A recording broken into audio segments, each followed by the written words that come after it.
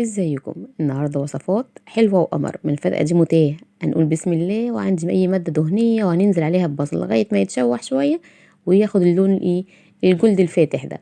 ننزل عليهم بكوبايتين من عصير الطماطم ونحط عليهم نص معلقه صغيره من السكر، اسيبهم يتسبكوا كويس، وانزل عليهم كيلو من البسله، عليهم ربع كيلو من الجزر، واسيبهم برضو ياخدوا تشويحه يعني غلوتين كده مع بعضيهم، وانزل عليهم بكوبايتين من المرقه اللي عندي. ظبط الملح والفلفل الاسود، مش هحط عليهم حاجه تانية، واسيبهم على جنب يستوي. انا كمان عندي هنا معلقتين من السمنه، احط عليهم معلقه كبيره كده او معلقتين من الزيت، وهنزل عليهم بالشعريه. طبعا وصفاتنا النهارده كلها ايه بقى؟ من مطبخنا الاصيل المصري الاصيل يعني. هنزل عليهم نص كيلو من الشعريه واسيبهم يتحمروا كويس قوي.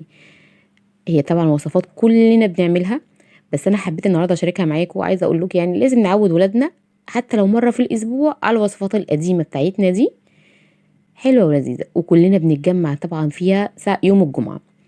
وانا احب قوي تجمعات يوم الجمعه دي مع العيله، يعني عودوا ولادكم يا جماعه ان يكون دايما في يوم بتتجمعوا فيه انتوا وكل الناس اللي بتحبوها، يعني بعيد عن النت بقى شويه عشان يتعودوا ان يبقى في جو عيله. بلاش ننعزل قوي بقى كده مع نفسنا، في يوم في الاسبوع كده جمعوا ولادكم وكل الناس اللي انتوا بتحبوهم مع بعض وعلى اكله حلوه كده. قولوا لي انتوا لو بتتجمعوا زينا كده في يوم الاسبوع اللي هو انتوا بتتجمعوا فيه، وايه الاكل اللي دايما بتحبوا تعملوه لما بتتجمعوا. بس انا كده عملت كمان الرز. عندي بقى هنا ده صاج بتاع فرن، احط عليه معلقه من الزيت، وعندي طماطم وبصل وفلفل. طبعا لو يا سلام بقى لو في فلفل الوان هتبلهم بمعلقه ملح وفلفل اسود بس، واقلبهم كلهم مع بعضيهم. انا كنت سلقه فراخ، دي فراخ مسلوقه، وهبتدي ان انا هتبلها برضو بالتتبيله دي بقى دي كده، وهرصهم في قلب الصاج وهدخلهم الفرن. هيبقى ياخدوا لون وريحه تحفه من غير بقى تحمير ولا حاجه بقى وزيت كتير وقلي.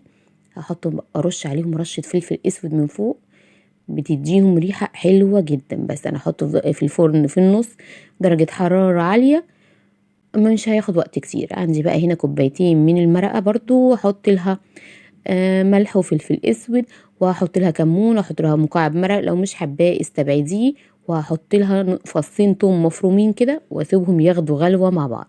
وانزل عليهم بقى بالملوخيه اللي عندي، ده نص كيلو من الملوخيه. طبعا لو الشوربه اقل طبعا بتبقى احسن، لو بعد كده معاكي تحس ان هي تقيله تزوديها شوربه، ان لما طلعت خفيفه من الاول هتبقى مشكله، تبقى تطلع الملوخيه بتاعتك خفيفه.